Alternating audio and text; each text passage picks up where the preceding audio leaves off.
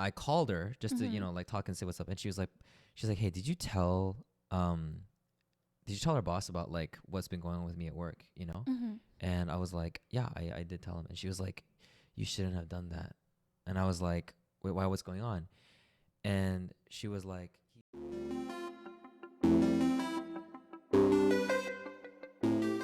hello everyone and welcome back to another episode of Korea Unfiltered. And today I have a really handsome guest in the room. He just made a face. And I feel very underdressed. I always feel very underdressed because my guests always come looking so nice. And I just come like I'm part of the staff in the studio. But you know what? We still move, And oh, by the way, my name is Paris Kagiri. If you didn't know, now you know. So anyways, guys, let's welcome today's guest, Daniel. hello. Hi, everyone. See what I mean by he's dressed so nice? And then I'm just like, chilling. You know what I mean? I'm just here to be here. You look very nice. Well, thank you. I actually did this intentionally because Did you? I did a little podcast stalking before, ours. Yeah, did you? I watched your podcast with Sean. Yeah. And then he was wearing all black. He was wearing the all leather black. on top of a black t-shirt and the slacks. Yeah. Very Korean look, right? And so you asked him, like, why do Korean people always wear all black? So I was like, all right, whatever you do, don't wear all black onto the podcast. So even though I do have to say his jacket is black. I noticed. Yes, I did wear a black leather jacket into the podcast here today. Yeah, he walked in and I was like, oh, this is Sean Point 2. It's another black on black. But I saw that sweater and I was like, you know what? I like that. Yes, You look very nice. You look more handsome in like real life compared to your pod, by the way. Thank you. Yeah. I've gotten that multiple times. You look, yeah. Yeah, and I actually don't know if it's a compliment. Well, it depends how you take it. It does depend on how you take it. Yeah. I also feel like there's a cultural difference there where What do you mean? in the US, Yeah. at least where I grew up, Yeah. if someone says you're very photogenic, that's a compliment, yeah, right? yeah. Because it means that you're like handsome Look good or on pictures. pretty Yeah. enough to be on Yeah. camera. Yeah. And then in Korea, it's like the opposite. Where if It you is the say if you opposite. say to someone like, "Oh, this picture can't look real nice," they're like, what are you trying to say about What my do face? I look like in real life? Exactly. It's like that. Yeah. I prefer the opposite too. I like when people tell me I look better in real life than in pictures. Even though I am a model and I have to look good in pictures, but I do prefer, oh, you look better in real life, because I'm like, oh, thank you, But if you tell me I look better in pictures, I'm like, am I ugly? Like, what's going That's on? interesting. So I think I have the Korean mindset when it comes to that. Yeah, which one do you prefer? I think, well, to be honest, I've never had anyone tell me that I look better in a picture before. So I wouldn't know what that feels like. I'd imagine it must feel nice because, I look at my pictures, but I feel like you just got to take what you can get sometimes, right? Wait, let me defend myself first of all. It's not you look bad in your podcast. I think you just look better. You look more radiant in real life, if that makes any sense. And just seeing you in front, I'm like, oh, he kind of cute. It's like that. But in the pod, I'm just like, also it's like a podcast. Like there's no connection. So I feel like I can't really be looking at your looks. I'm listening, not looking at you. But now I got to look at you when you walked in the room. Does that make sense? Yes. I feel like you're like, what is she saying? No. That was a very skillful maneuver. I tried. Yeah, you dug yourself out of that hole very quickly. So I can tell you're a very experienced host here. So well done. I just wanted to like go home and be like, do I look ugly in my videos? I do not want you to do that because that is not the point at all. Okay. But anyways, would you like to introduce yourself? Yes, Daniel? I would love to. Hello, my name is Daniel M.O. And I am a Korean American who's now been living in Korea for the past 5 years. Ooh. I was working as a teacher in Daechidong, which is the That's hagwon. like the rich area. Yep, the rich hagwon capital of Korea. Yeah. And I quit my job there last year so that I could start focusing on doing a podcast of my own, content creation, and shout that out. yeah, soon. just a little shout out to the podcast I've been working on. Yeah. It's called Oh Damn. Yeah. Oh Dan M. So Spell it. Yeah, so it's my last name first, Yeah. OHDAN, and then my middle initial M. There we go. Because all when put you together. said it, I was like, well, they know how to spell that. Right, they Yeah. might switch the N and Yes, the 'cause M, right? when I spelled it in my head, I was like, it's probably not what I'm thinking. Yeah. But I'll write it here somewhere, guys, so you guys can check his podcast. Visual learners, yeah. Thank you. But what else are you doing apart from like the pod and So in addition to the podcast, I am also getting ready to start my own business. Ooh. So the long-term goal is to have my own personal brand where I can be publishing my book and doing like speaking Oh. gigs and just like big personal development kind of Right, events. right. And to be honest, I'm kind of open to a lot of different, options at this point. Mhm. I'm open to even doing collaborations with like entertainment companies. If there is a door that would open up for me to be able to try acting, Ooh. in English, like that would be great. That'd be He's like, great. not in Korean. Not in Korean. Yeah. Oh Is my your god. Korean not good? My Korean Mhm. is, if we're just having a conversation and Yeah. you don't ask me to read anything, Right. people have just assumed that I'm Korean. I mean, because you are Korean. Well, yeah, the way that I look, Well, when I talk, Korean American. exactly. Yeah. When I talk with just like Korean people, Yeah. and I'm speaking in Korean, Yeah. on a good day, they'll have no idea that That you're.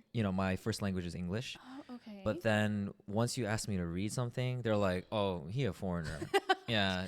I'm not even gonna lie. Uh-huh. Like my Korean speaking is like okay, right? Mhm. But when you start telling me to read stuff, I'm like the slowest Korean reader you ever meet. You'll be like, she doesn't know what she's talking about. It's straight up like someone just started editing you in real time and then just like turtle, just turtle direction. Actually embarrassing. Like I feel hate that. when they tell, like when I'm doing shows in Korea, sometimes they have the teleprompter in front of us, right? I dread if Paris gets on the teleprompter, I'm sweating already because I'm like, I have to read that and I have to act like I'm not reading it too. And I'm just like, that's going to be terrible. But Korean reading is really hard. I feel that on a spiritual level. Yes. I hate it, but we move. How did you end up deciding like, oh, I'm just going to quit this teaching job? So actually, I wasn't planning to be an English teacher when I first came to Korea. Oh, wait. Okay. Let's back up a little bit. How Yeah. did you end up coming the first time? Sure. Yeah. So I moved to Korea 5 years ago Mhm. because single person, young, everybody wants to travel, live abroad. Mhm. That's like Of course. the millennial Generation Z Oh my God, of course. thing to do, right? Especially if you have the money for it. Oh, yeah. And the mentality for it. Yeah. Definitely. I had the mentality and not the money though. I didn't have the money for it too. It's okay. I said it and I was like, girl, you didn't have the money for it either. But Yeah. you make the money chase you, right? Like Yeah. Jay said, yeah. Jay always comes up these days. Yeah, he was like, I don't chase money. Money chases me. Oh my God, I saw that you know reel. what? Yeah, I was like, you know what? I wish I could say that. I'm still chasing money. Hey, But you know what? Like we out here making it happen, right? we're trying. We're trying. That's what this is partially about. Yes, yeah. we're trying to make it out here. But sorry, back to you. Yeah. So I came to Korea because I thought I could travel a lot of different places, but the place that makes the most sense for me with my background as a Korean American is Korea because I was born under Korean immigrant parents. Right. And it's kind of crazy for me to say this out loud, but my mom has been living in the US for close to 35 years now. Oh, that's quite long. And she still can't speak English. Really? Yeah, can barely speak it. So okay. it's, she was living around a lot of Korean people. See. And then she had my dad who was always fluent in Korean English. Yeah, Korean. Hold Well, up. yeah. So yeah, yes. Well, they Like, both what? speak Korean. They both speak Korean. Right. But my dad had already learned English while he was in Oh, Korea. Okay. Yeah. And then so that was like his skill that he was able to utilize to be able to go to the US and get the opportunity that he did to study Right. more and then have the long-term life there. Right. So my mom was always relying on him. And then when she had her children, my older sister and then me, it was relying on us for all of the English, right? So she always had a clutch. Like she never had to do anything. That's like, right. Well, speak English by herself. That's right. Well, it makes sense then. Yeah, And so- America is like a place you can find like a lot of Koreans. So I'm pretty sure her community is like full of Koreans. So Exactly. She's like, English is not needed. So yeah, That's it's right. understandable. That's yeah. right. So for me, I just kind of thought I need to learn more of the language if I'm going to have better conversations with my mom, right? Right, Because Like as- deeper. Like, exactly. conversations. Because for me, I was kind of thinking, long term with my future, I want to have a long term relationship with my parents. And that means that I need to be able to communicate with my mom in a Right. way that is comfortable for her.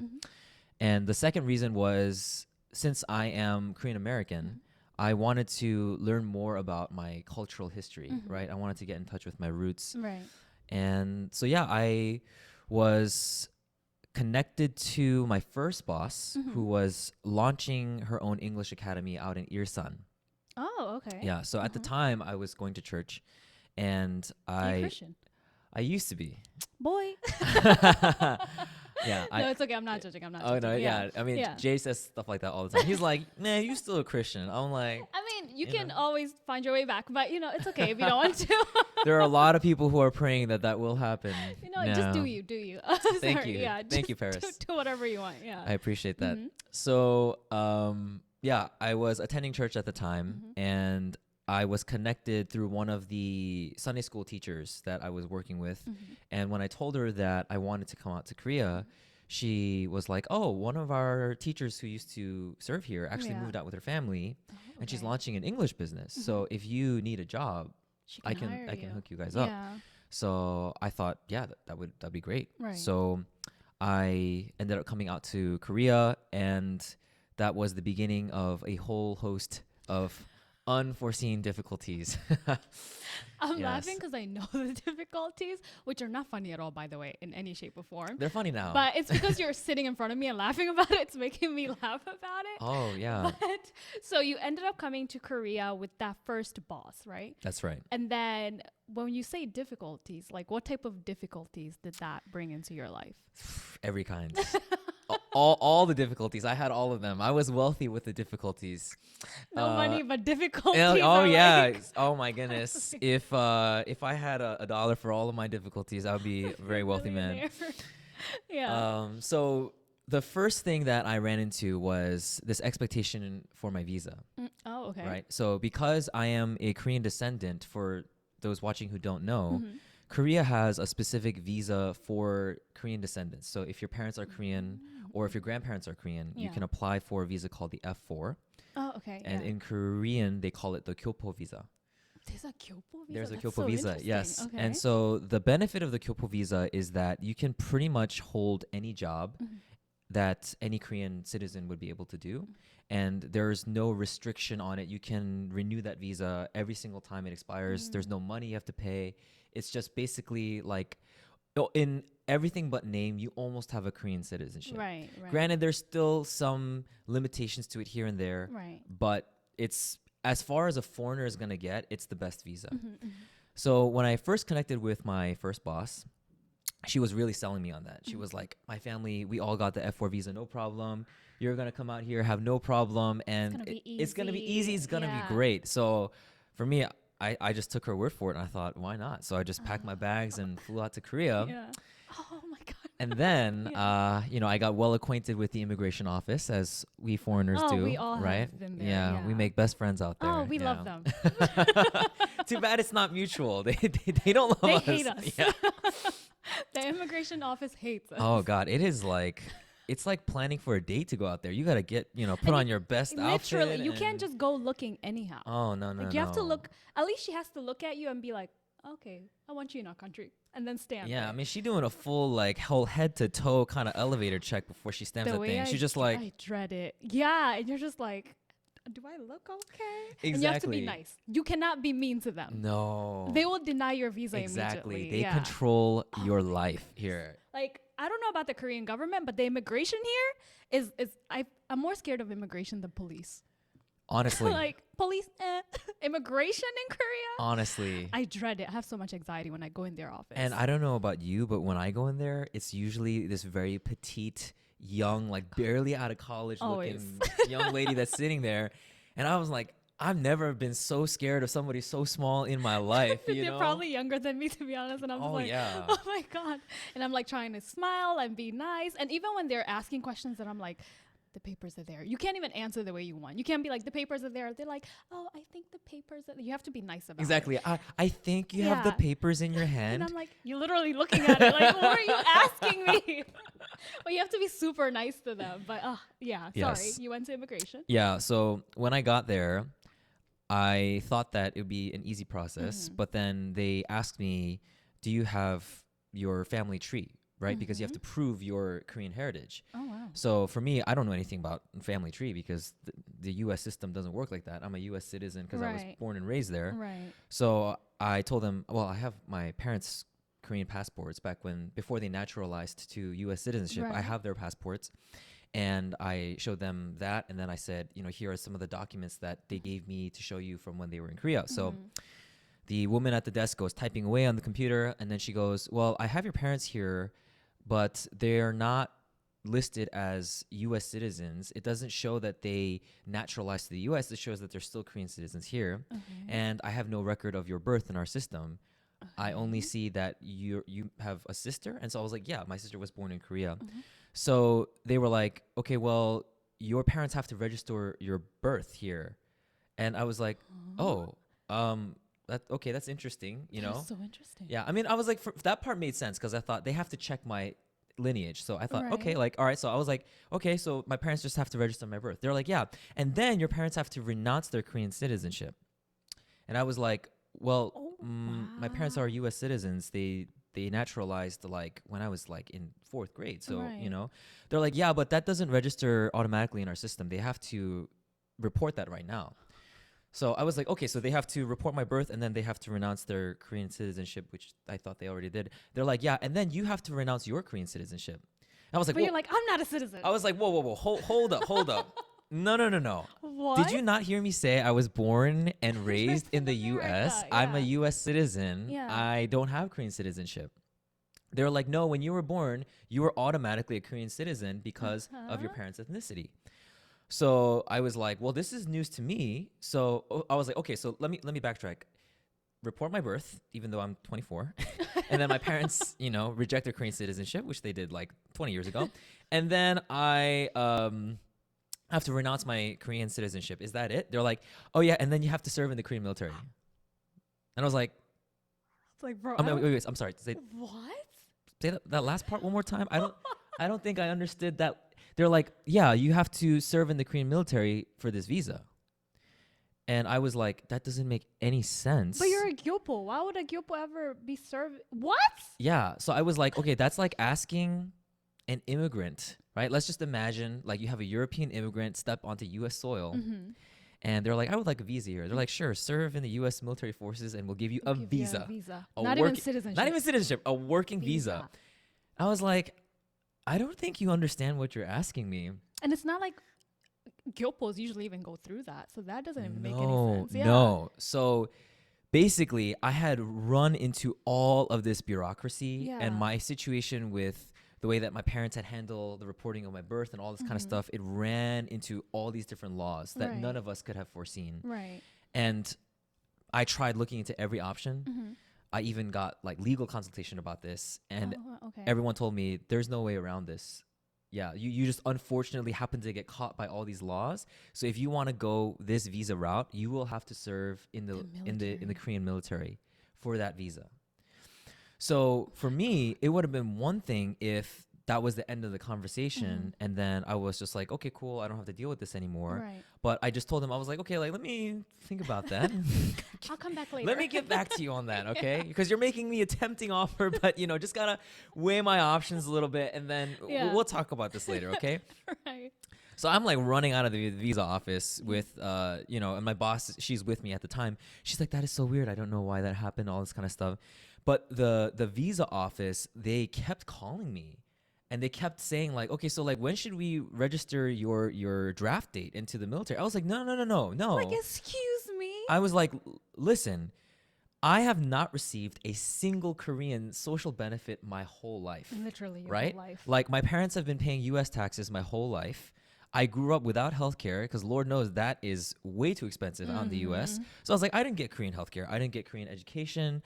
I didn't get my parents didn't get any help from the Korean government when they Yeah. were struggling to pay bills and rent and food, Yeah. right? So it doesn't make any sense for me to sacrifice myself for this country that hasn't given me anything. And hasn't been there for you ever. Ever, So, right? yeah. So that was one of the struggles. There's more. There's more. There's more. There's more, guys. So for me, I ended up going the E2 visa route, Mm-hmm. which for people who don't know, that's the English teaching visa that Korea okay. allows for people who are from Western countries like the US and South Africa or countries in Europe, Australia, so on and so forth. So I went that route, and that meant that I was tied to my, academy. Your academy. Yeah. You said hagwon. Yeah. Yeah, the English academy, which is Yeah. hagwon. Hagwon, yeah. And this is in hindsight. Now that I'm thinking about this now, because I haven't thought about this in a while. the hardship I went through there, I like laugh about it now because it seems so small compared to the stuff that would Everything. come. Yeah. Oh God. Yeah. Not the stuff that would come. So working at the academy, I quickly found out that Uh-huh. my boss had no idea what she was doing. Oh God. Yeah. That's like the worst type of boss to have. The worst type. So I will say this about her and her husband. Mhm. They had like a nose for money. Like they were Okay. so good At at making money? starting new businesses, investing and getting great marketing. Mhm. But the quality of the education itself, it was horrible. Yeah. Okay. Am I allowed to curse on this podcast? Of course. Oh, okay. The quality Yeah. of the academy was shit. Okay. So for Yeah. example, I remember one time she came to me, and mind you, at this time, I'm teaching like 5 classes in a day. Uh-huh. So the first class I'm teaching like You first. have beautiful hands. Sorry, you have beautiful hands. Thank you. I get that a lot. I get that a lot. For anyone who needs hand models, like Guy. I can make His time. hands are beautiful. Gonna I just say, ended up looking down. I was like, born this "Damn." way, born this way. If you need a product model, you have very nice hands. Sorry. Thank you. Thank you. No, I appreciate that. So, first class I'm teaching like first and second graders at the same time. Mhm. The second class I'm teaching like fourth and fifth graders. Mhm. Then the third class I'm teaching second and third graders. Uh-huh. And then the fourth class I'm teaching adults. And then the last class I'm teaching from a fifth grader, the Mhm. boss's daughter, up to a ninth grader. Uh-huh. So It's we are. like all over the I'm place. literally teaching every age group that Literally you can every teach, age right? group, yeah. And so she comes to me and she was like, I need you to make a report card of all of our students by tomorrow, all the students that you're teaching. And I thought, well, what should I use for the reports? Because Mhm. we don't have any systematic testing here. Yeah. We don't have any formal structure to our curriculum, so I don't know what you want me to report. She's like, well, I have to give something to the parents. She'll just figure it out. So for me, I was like, well, doesn't that make me confident about what I'm giving my students You're and the like, parents? "Yay."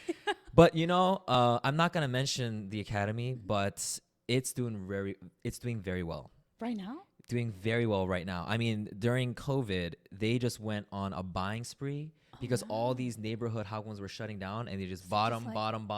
They were like 7 Rings by Ariana Grande out there. Like, I see it, I want it, I got it, Just shopping the hagwon. Yeah, just shopping all the hagwons. And what they would do is they take these dingy looking places, and then Right. since they have money from their businesses back in the States, they would renovate them and then get all these wide-eyed Korean parents who have no idea what they're looking for in English education and just funneling money. Yeah.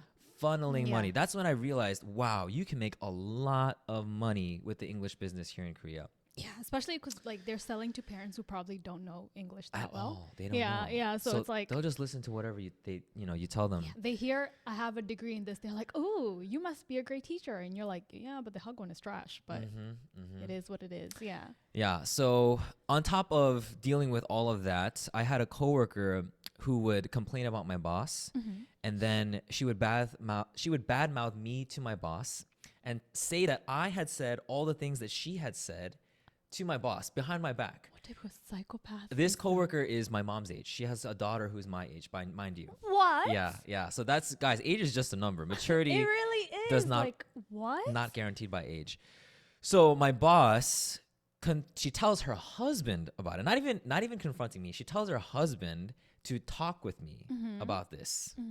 My boss told her husband to have a professional conversation with me about talking about her behind her back. So he sits me down, and he's a really big guy because he was a taekwondo instructor for most of his life, still runs taekwondo businesses. Yeah. So he sits me down, this beefy guy in his office, and he's like, why are you talking badly about my wife? Like, who do you think you are? We gave you this job. We helped you get your visa in your house. Like, who do you think you are? So I'm sitting there. I was like, I have no words because What the heck? I didn't say this stuff Yeah. about your wife, my boss. And I'm just confused because I feel like I should be having this conversation with your wife, but Not you. but you, right? Yeah. So on top of that, I also had a girlfriend that I was seeing at the time, and that relationship was just toxic for so many reasons. Did you meet this person in Korea? No, or- so I had met her in London. That's another long story though. So I met her in London, but Been around. I've Okay. been, I get places. Like I said. So He'd be out here. Yeah. so it was just all this stuff that was happening at once, and it was like the time when my boss found out that I was, gossiping about her, which was Yeah. actually my coworker. Right. That was also the same time that I had broken up with my ex, Yeah, at the my time, girlfriend at the yeah. time, and that was also the time when I found out that there was no way that I was gonna get the F4 visa without going to the military. So everything was just piling on. Like when it rains, it pours. It was that kind of thing, right? It's pouring right now. Yeah. And I remember at the time, it was just, I was alone because all of my parents, my immediate family back in the States, Yeah. my extended family, I hadn't really had any kind of contact with them for a while. It's not the kind of relationship where I can lean on them. Right, right. So I just felt completely and utterly alone.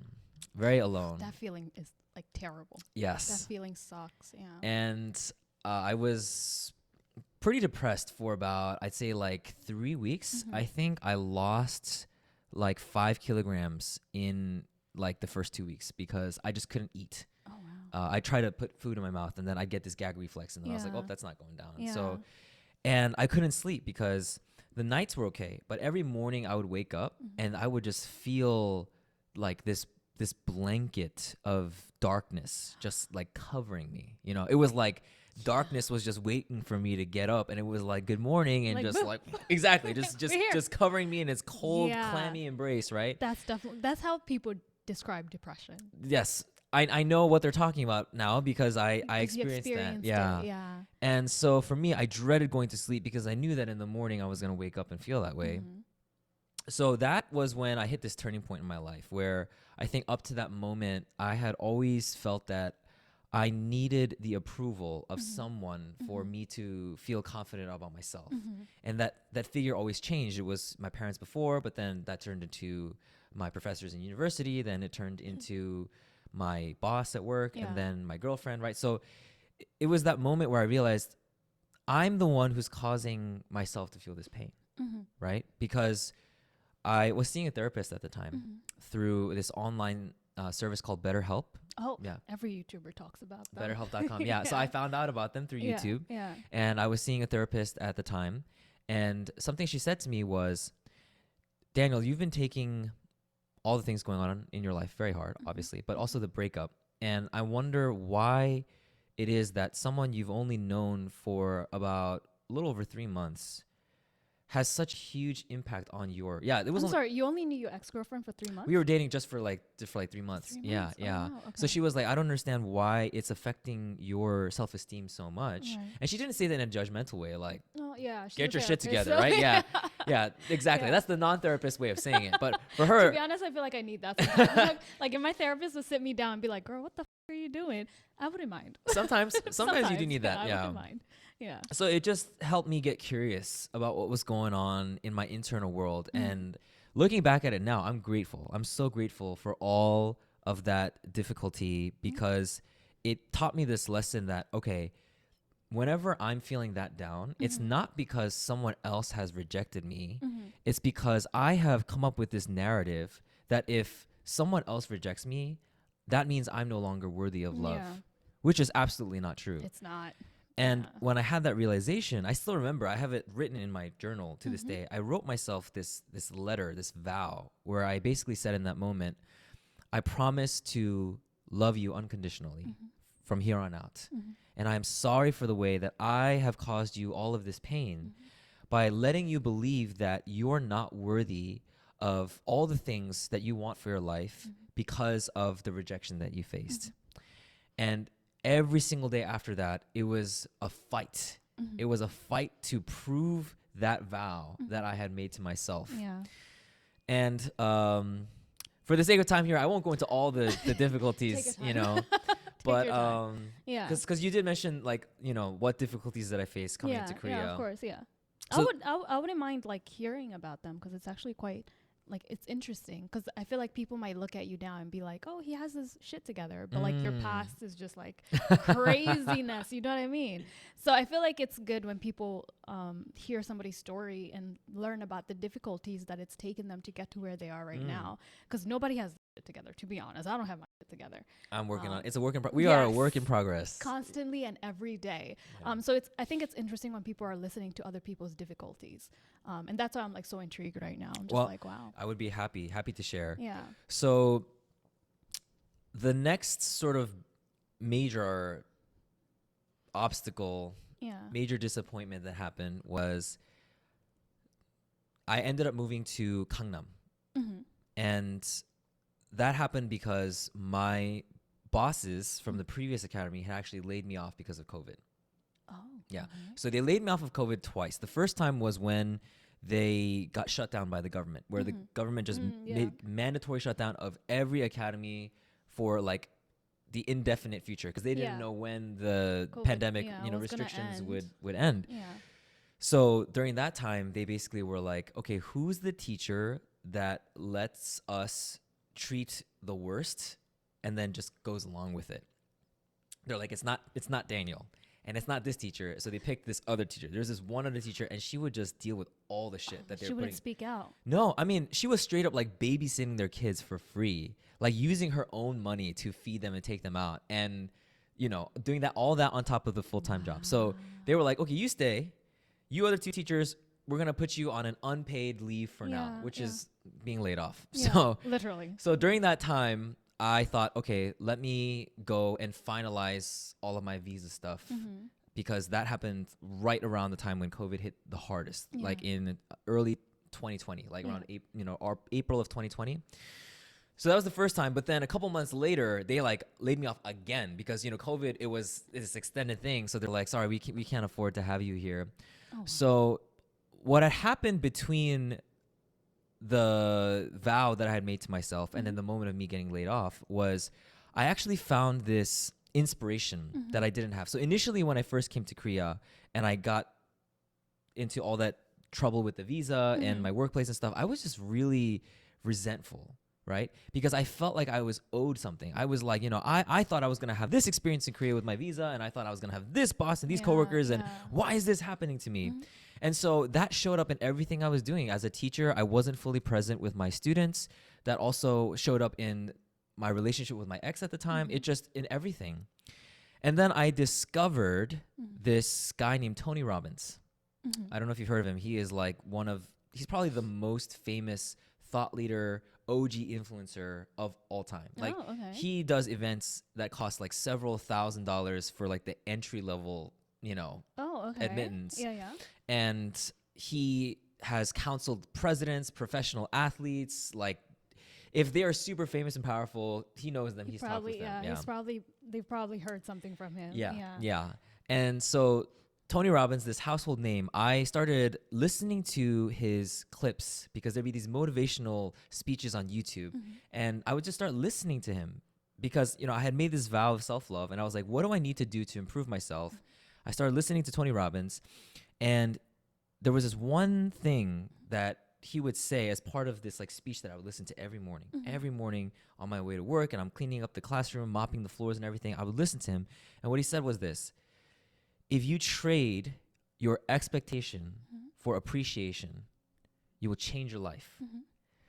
Because whatever expectations you have, the best case that can happen is you get what you thought was going to happen. Right. And there's not a lot of emotional reward from that, right? But when you let go of expectation, suddenly nothing is supposed to be or should be anyway anymore. Yeah. And then everything that happens, you can just see it for what it is, which is a gift. That's true. Right? So I started to change my mentality where I thought, okay, I haven't done anything to will myself into existence. I don't strain to make the sun rise in the morning. That's true. Right? I don't have to force myself to focus on making my heart beat.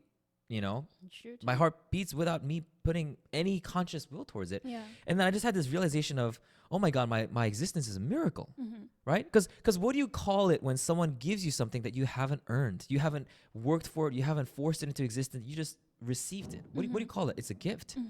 And I thought, life is a gift. And it's a package deal. That means everything you get in here, it's a gift, right? Yeah. The good, the bad, the shitty, and everything in between, it's all a Still gift, a gift, right? Yeah. And so for me, I just started thinking of it that way, where I started thinking about, my boss having me mop my classroom instead of, paying a janitor to do it like other academies do, like for her to save money. Instead of thinking of it like, I'm too good to be cleaning the floors and like scrubbing down stuff, I was like, this is going to be part of my story. Someday. This is the come up right here. Yeah. And so I would be like super happy to do it, right? And then my students, instead of viewing them as like, oh my God, I can't be out like clubbing in Itaewon right now. I have to be sitting with these little like, booger wiping, eating, snotty children. Instead, I started to think like, how can I make this fun for them, right? Let me just start by like, how can I make this one student laugh today, Yeah, right? yeah. How can I make this one student just feel a little bit happier? Yeah. And then when I started to do that, and I Yeah. started seeing the students getting more motivated, I started to get more motivated. Mm. And I was like, wow, you get what you give. Yeah. This is a two-way street right here. So that energy started getting me rolling. And then during COVID, when I got like laid off and I was just stuck in the quarantine, I just started like reading heavily. Just everything that I could get my hands on my e-reader. I just started reading books on entrepreneurship, on psychology, on astrophysics, on wow. biology, on Yeah. anthropology, all these different books. And that just, it changed my perspective so that, you know, I was already in this habit of like taking care of my mind, my body, my emotions. Yeah. By the time they let me go, I was already looking to leave. Because You were ready. because I was Yeah. ready at that point. I was like, I can no longer justify being in a place, working at a place where my boss is just having me come up with bullshit stuff to keep getting money from the parents and their children aren't seeing the results. Literally. Yeah. So for me, I thought there's only so much I can do at an environment like this. I need to go to a place where my values match with the culture, right? So I ended up getting a job in Gangnam shortly after I left there, which is pretty difficult to do because one secret to getting one of those high-paying teaching jobs in Daechidong or Gangnam is that they only hire from within the inner circle. Yeah. Yeah. So It's like if you're very elite. yes, exactly. Yeah. It's the elite. So they only want to hire teachers who have already been teaching in Daechidong, right? Which is, I mean, it's sad, but that's the way that it works. Yeah. Yeah. So for me, what I did to make myself stand out was I had started filming myself at that point for like filming myself teaching, trying to make YouTube videos, even though it was like I released one and then never again after that, right? That's how you start. That's though. how you start though, right? That's how you start. And I sent the guy who would become my future boss a video recording of me teaching some of my students the principles of debate. And for me, I'm an extrovert, so I was kind of making the kids laugh, joking around with them. Yeah. And he almost pretty much like hired me the day of. He like sent me this email, was like, I saw the video you sent me. Can you come into my office like today Yeah. for an interview? Yeah. And at the time I wasn't employed, so I was like, sure. So I Yeah. went in, we had an interview. We talked for like an hour and a half. And he was like, oh my God, these interviews are supposed to be 30 minutes, but we just talked for an hour and a half. Oh wow. And he just gave me an offer right on the spot. So for me, I was like, okay, things are looking up, you know? They are. And then I ran into more difficulty. Oh, we're still going. We're still going with this, but I can make this part fast because no, you not know- like stop going. I'm just like I thought we were done with the difficulty. Oh no, life Things were looking up, and then you're like difficulty still. life is difficulty. I told you if I had $1 for all the Oh my goodness! I was like, getting excited. I was like, oh, it's going great right now. yeah. I mean, I do since you're the host, I want to be respectful of Oh what no, you you're wanna- fine.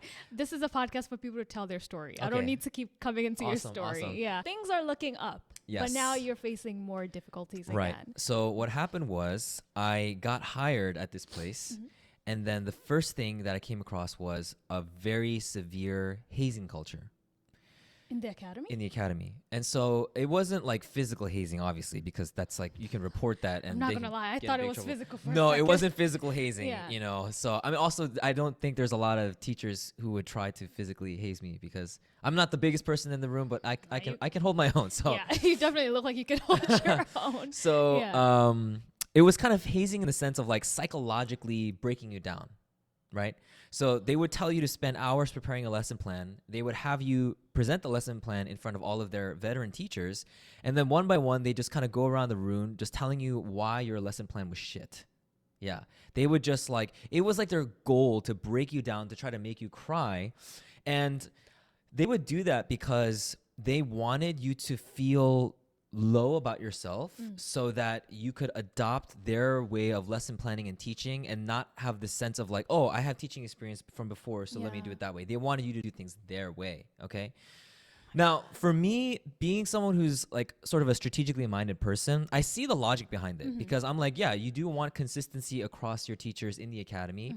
And this is one way to go about getting that, right? Psychologically breaking down somebody. I mean, that's how the Nazis trained their soldiers. Like, it's been Giving people trauma. you yeah, know? giving people trauma. It works if all you care about is just the bottom line, Yeah, right? yeah. If you care about people's well-being and long-term does health, not work, no, yeah. you can't be doing that to people. But Yeah. just major psychological hazing. It was so bad that I remember it was the third lesson plan that I had prepared for these veteran teachers, they had just hired another teacher who was supposed to watch my lesson plan and then come back the next week for her training period, the hazing period. And she sat there and just watched them just like shit on me one by one, like the manager and then like all these teachers. And she never came back. Yeah. Just from seeing that she was done with the job. She was done. She had like 10 years of teaching experience in various other academies. And so I remember my manager was really excited about getting her on as a new hire. And then I remember the next week, I was like, oh, what happened to the other teacher? She was supposed to be with me. And he was like, oh, like, she just hasn't been picking up our calls and she's just not coming back. She ghosted them. He ghosted them. Yeah. And honestly, you know, for me looking back, I'm like, well, who wouldn't? Right? Good you know, for her. you Like, just, she got out of it. Yeah, she just saw the way you guys were treating me, you know? But for me at the time, I just have this mentality of like, if there's something that's difficult or makes me afraid, I just have to do it. It's probably not the healthiest thing. But for me, I was just like, okay, they want to break me down, then I will show them that I can't be broken, you know? I will finish this hazing, whatever it takes, and show them I'm made of tougher stuff, right? Yeah. So here's the great part about that process was that as much as it made me feel like shit on certain days, I remember there was this one day where I was just feeling, again, that psychological torment of like, am I still going to have a job in a week? Because they're coming at me so hard with the criticism. And I was starting to feel my heart rate rise and the stress come up. And I was getting ready to board the subway. And then suddenly I just like, I heard the voice of Tony Robbins in my mind again, right? Just like reminding me that my life is in my hands, you know? And then I just like flipped the switch. And I was like, you know what the fuck? No, fuck them. They don't decide what my life is going to be like. They don't decide whether I get to be happy or not right now. I decide. I fucking decide what my life is going to be like. And then I just refused to feel that pressure from them anymore. So I'd still go to work, still go through everything that they were saying, but I had this like inner steel of like, come at me. But I'm not going to let you break me down, you know? And then because I had that attitude, eventually I got to this point where the manager who was like shitting on me in the beginning, I was 5 months into my work at that academy. Oh my God, you're working 5 months and they're still doing the same. Oh, every month. hazing. Every month they'll just watch. And because these were all Zoom classes at the time because of COVID. So they would record all your classes, have it uploaded to their central database. And then the manager could just go in and then just watch all the videos whenever he wanted. Oh my God. So, you know, I would have these quarterly reviews with my boss and then my manager. And I remember it was my 5th month working there, 5th or 6th month. I was called into my boss's room. My manager was there. And of course, I'm sitting there waiting for like another SmackDown. And my manager, who's like this very big, gruff, loud, manly guy, he's just sitting there. He was like, I have nothing negative to say about you. They were like, he can't be broken.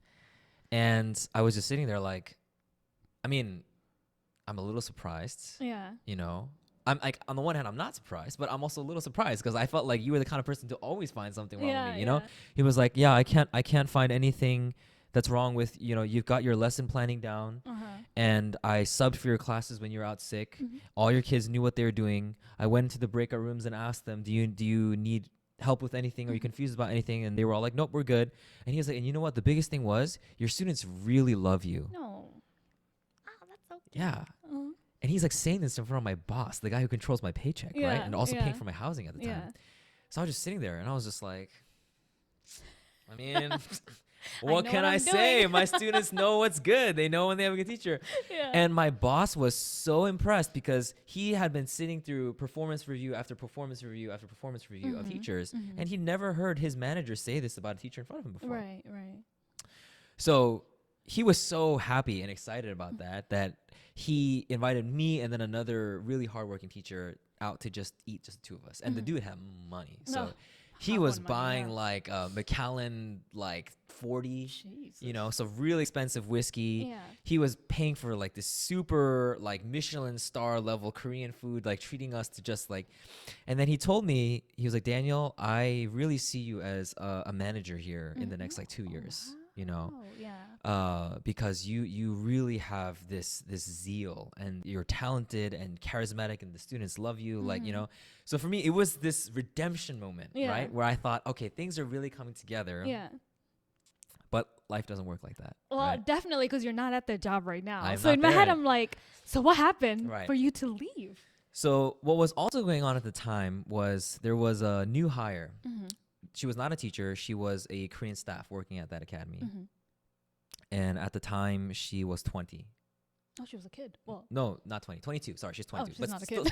Still kind of a kid. Still, 22 is still I kind of a kid. Yeah. not 25, which is where your brain develops fully. Exactly. So Exactly. Still a kid. Right. Yeah. So still, Yeah. frontal lobe hasn't finished developing, like you said. Facts. So she was 22. I was 26 at the time. Mhm. And we sort of started to get to know each other. And we were just, getting friendly at first. But, for me, right off the bat, I was like, oh, she's cute, And I could also tell that she was like kind of checking me out. Yeah. And we would walk towards the same subway station, right? But That's how it starts. that's how it starts. That's how it starts. And yeah. then there was this one night where, neither of us knew, but there was one teacher there.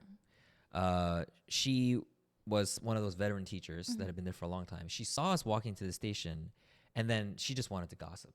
Oh, God. So she started telling all the other female teachers working there, like, oh my God, I saw a Dan teacher walk into the subway station with her and all this kind of stuff, like, Yeah. And then the head administrator, we call them like 실장님, right? The head administrator of the academy, she was a crazy bitch. And I say that because it's the nicest term I could possibly think of to describe her. You're like respectfully. Yes, with all due respect, she was a crazy bitch. So, my God, yeah. she had these super neurotic, territorial rage issues. And when she found out that I was like having a thing with one of the girls who was under there, we were literally walking to the subway together. There was no holding hands. There was literally. we didn't even have romantic tension between us at the time, right? At the time. At the time, but it would develop. So basically, she started verbally abusing the poor girl at work. So they would all be sitting in a line of like desks. So basically, like when you walk into the academy, there's the main entrance where all the staff workers are working to intake potential customers and students and stuff like that.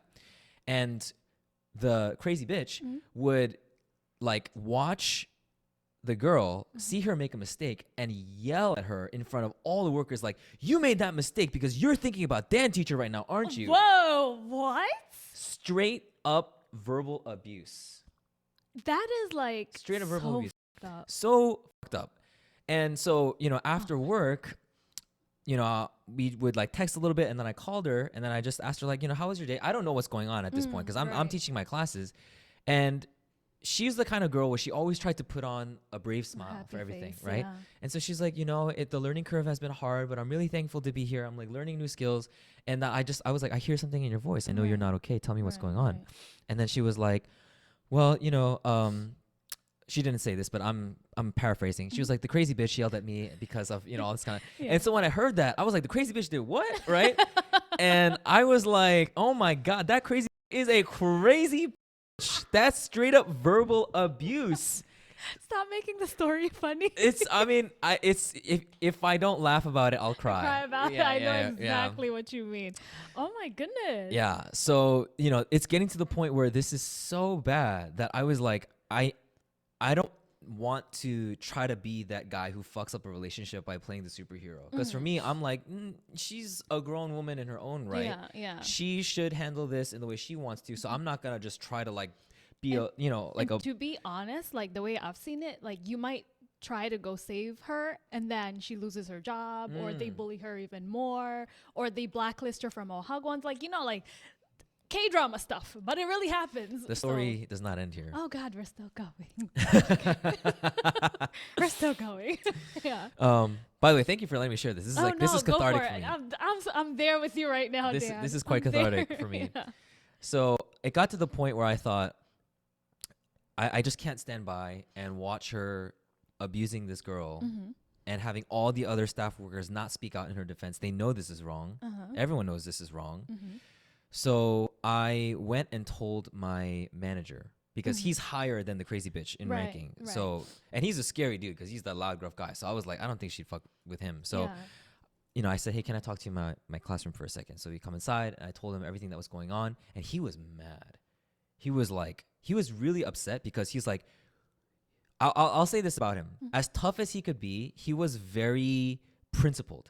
For him, he was like, if you do your work well and I see that you're willing to to grow, then you have my respect. And if you have my respect, you have my trust. That's the way he operated. So once I had his respect and his trust, he was like, I'm sticking up for this guy. So when I told him what was going on, he was like, this is ridiculous. You guys aren't even saying hi to each other into the academy. You have no interaction. This is not affecting your professional working life at all. She's acting completely inappropriately. He's like, do you want me to go talk to her? I will go say something to her. And then I was like, no, please don't do that. I was like, don't do that, because I didn't want her to get in more trouble. I was like, I just wanted to let you know in case there's some kind of blowback about this. Like, this is insurance for me, just to because there's no HR here. So this is, you're my HR. This is me letting you know ahead of time so that nobody can come to me afterward and say, why didn't you report this or right? You know what I mean? Exactly. So he didn't say anything, but one thing led to another. Eventually, we were back at that meeting with my boss where he's got the McAllen 40, the other co-teacher. So this meeting is really important because I didn't know it at the time, but my boss had some whispering in his ear about me already. And so I remember during that night, I didn't know, but he told me, he was like, you know, this is a safe space for us to just talk about personal matters and things that are important to us. Because he had already shared some things about him and his relationship with his wife and his kids, like very personal stuff. So I was like, man, the guy's really opening up. Looking back now, I see it was manipulation. But you bit the bait. I did. And so for me, I was like, okay, this is the moment where I have the boss alone. I can do something to help. The relationship gets stronger. The girl at the girl. Yeah, because you're still trying to be like Captain Sable. Well, okay, so you said it perfectly. I didn't know that at the time, because for me it was like she was my girlfriend and everything, but pretty much the title at that point. Yeah. So for me, I was like, I just can't let her get abused like this every day. So I told him what was going on. I was like, I know you didn't know this, but like she's getting verbally abused by this. And then he was like, oh my God, I'm so sorry. Like that is not okay. The fact that that's happening in my academy, like not okay. Like I'm gonna take care of it. Okay. And so I remember, like, we went home drunk that night. I went because we were all drinking. I was very drunk. I went home, and the next day, I called her just to like talk and say what's up. And she's like, hey, did you tell our boss about like what's been going on with me at work?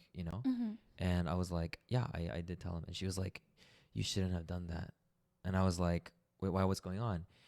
And she was like, he's moving me to a different academy. So he had an academy, but another different name under like the same like franchise. Yeah.